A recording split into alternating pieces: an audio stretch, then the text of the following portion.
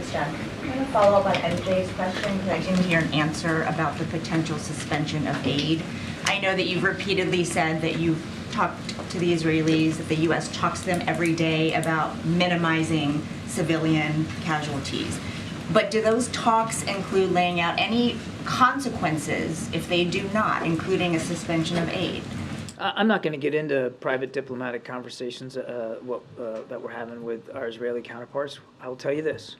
We're going to continue to make sure that they have the tools and the capabilities that they need to defend themselves against what clearly was an existential threat to their society and to their people. We're going to continue to make sure they have what they need. We're also going to continue to urge them to be as careful and deliberate and discriminate in the targeting as possible.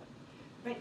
Jake Sullivan, Feiner, you have all said that any time that the U.S. transfers weapons to another country, it requires assurances that those weapons will be used within the occurrence of law. So That's just right. to be very clear, the U.S. does That's not different believe... That's different than what you're suggesting in your question, which is that we're going to layer on more restrictions on the security assistance that they're getting, and that's not what I'm alluding to, or we're not talking about that. The transfer of weapons that have already happened.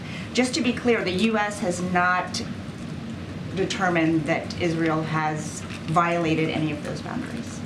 No. And one more point of clarification on what the Prime Minister said about playing a security role indefinitely in Gaza. Does the U.S. see a distinction between that and reoccupation, or is it one of the same?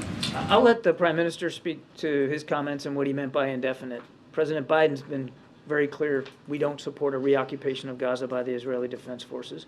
We do think that there needs to be a healthy set of conversations about what post-conflict Gaza looks like and what governance looks like. What we absolutely agree with our Israeli counterparts on is what it can't look like, and it can't look like it looked on October 6th.